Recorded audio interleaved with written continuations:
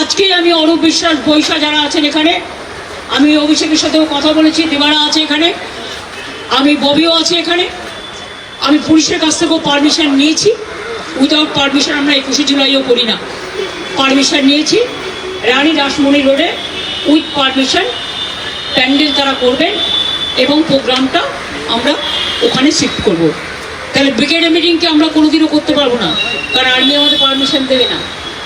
গান্ধী স্ট্যাচুতে আমরা কোনোদিনও আসতে পারবো না, কারণ আর্মিকে পারমিশন দিতে দেবে না।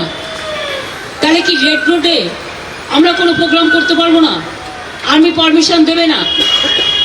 এই আবার কি? তো সব প্রোগ্রামই হয়, রাস্তাগুলো দেখে কে, পরিচর্যা করে কে, রক্ষা করে কে, ল অ্যান্ড অর্ডার দেখে কে?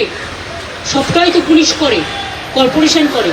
তাদের কাউকে একবার জানাবার প্রয়োজন মনে করলেন না? এমনকি আপনাদের সাথে তো best of relation with youth and sports minister, কেন করলেন না, জানালেন না? আপনারা তো আমায় জানাতে পারতেন, আমি তো অলওয়েজ অ্যাভেলেবেল। একটা ফোন করলেই হয়ে যেত, আমিই বলতাম তোমরা সরে যাও। কিন্তু গান্ধী মূর্তিতে আসা আপনারা বন্ধ করবেন কি করে?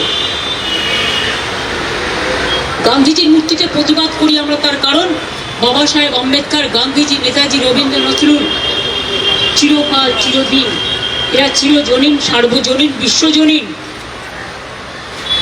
বিশ্ববঙ্গজনীন, সারা ভারতবর্ষের সবাই শ্রদ্ধা করে।